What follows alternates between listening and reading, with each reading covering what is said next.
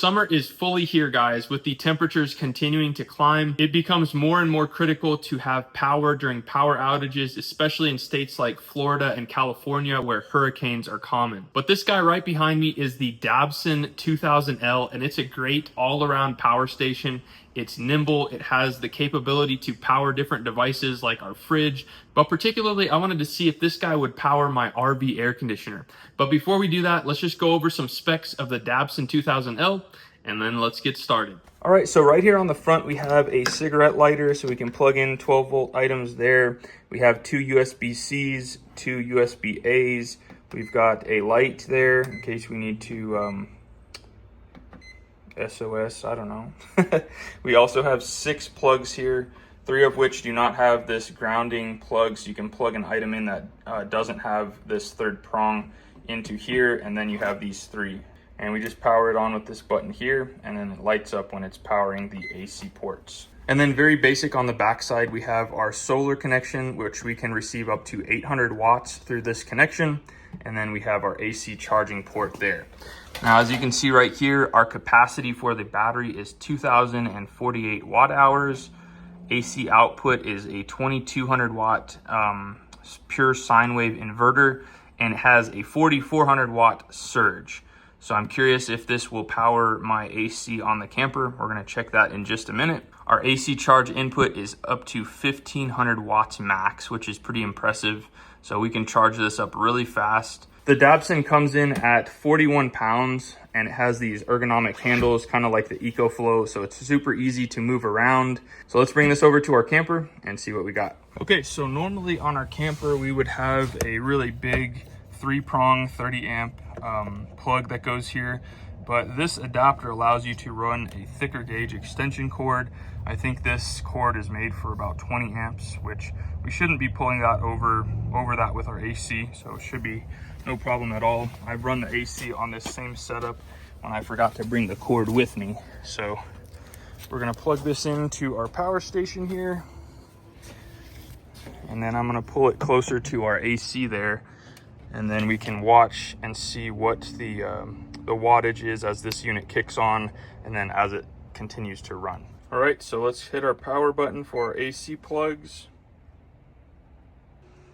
All right, so up here, we're gonna go to low fan. Fan is on, let's see what we got here. Looks like 289, wow. 1,200 watts to run the fan? That seems excessive. But that's what it's showing.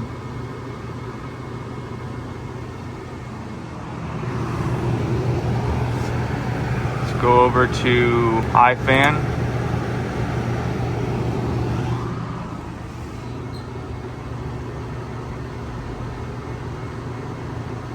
Same, 1,100 watts. All right, let's try the AC now. Let's go to low cool first.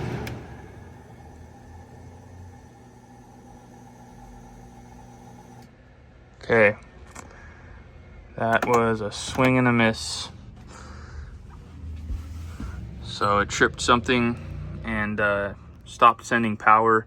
When I had this running, I tried this once before, it showed 1,600 watts that it was trying to output, and then it just quit altogether. So as much as I was wishing this would run the AC, it does not. This is not to say that this is a bad power station by any means. It does claim that it's a 4,000 watt surge, and you saw it only went up to about less than 2,000 before it quit. So not sure what's going on there, but that's a real life test on the Dabbsson 2000L. All right, folks, moment of truth here. So we're gonna turn our Dabbsson back on. We just got our new turbo inverter system installed. I have a separate video that's dedicated to that installation. And our power station is at 58%. We're gonna power on the AC, and we'll see what happens here. So our new turbo AC unit has a remote, so we're gonna watch it right here as we're doing this test. I'll pull this off to make it a little bit easier to see here. It's got a pretty good size reflection. So we're pulling 333 watts. We're gonna go ahead and bump this on and see what happens.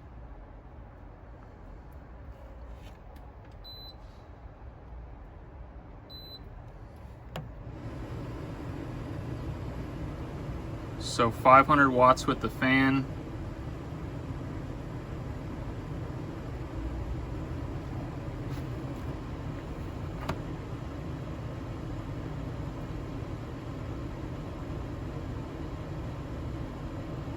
$600, $700.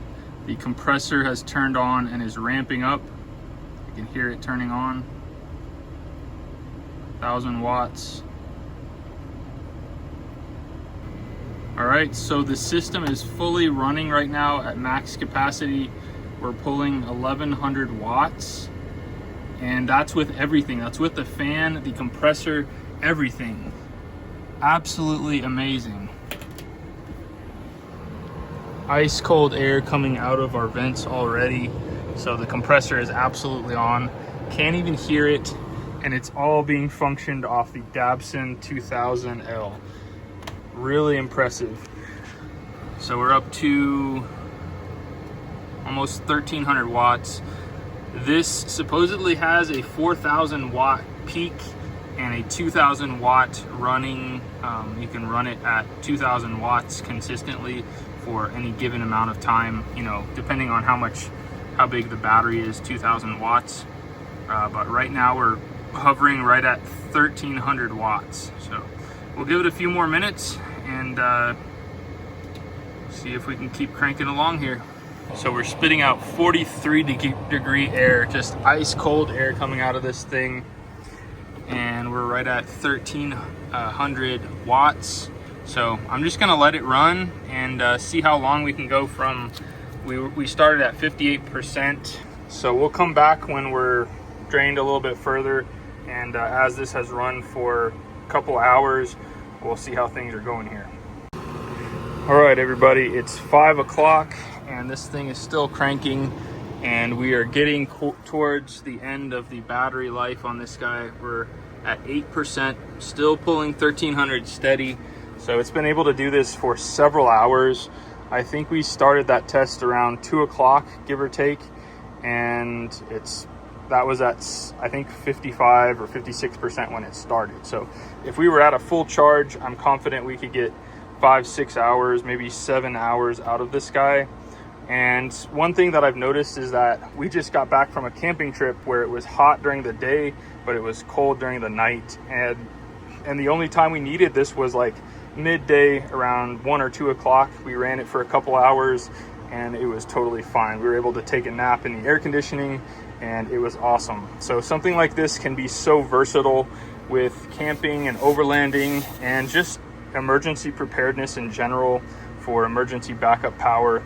This is such a versatile machine, and I love the ergonomics of it. Super easy to carry, it's not super heavy, and I love it. All right, guys, so we're gonna do another test here with our window inverter AC unit and see how many amps or watts this pulls. So we just turned on our AC power there. Let's go ahead and power this unit on. We're set to 70 degrees. Let's bump that down to like 65. We're set to cooling. And let's see what happens here. Our fan is coming on right now.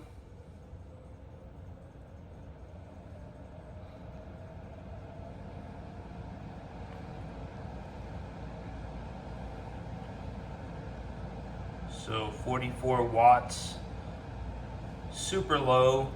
I'm still blown away by the fact that the fan on the RV pulled like 1,000 watts. So I just heard the compressor start up for 137, 180. That number will continue to climb as our compressor ramps up, but we'll see what it maxes out at. Starting to feel the nice cool air coming out here. So this is actually a solar window unit, the world's first solar window unit. If you haven't seen that video, I highly recommend you check it out. Right now, there's no solar plugged into it. It's fully running off of AC power. and we're up to about 600 watts.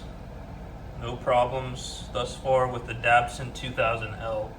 Now the interesting part about this, and it really just shows how inefficient those original RV air conditioners are, this is a 12,000 BTU air conditioner, and the one that was on our RV is a 15,000 BTU air conditioner.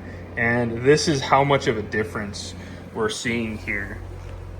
It has a slow start compressor and it's only pulling 730 watts. Even if this goes to 1,000, that's still like so efficient compared to an RV air conditioner, and we can power it no problem with the Dabbsson 2000L.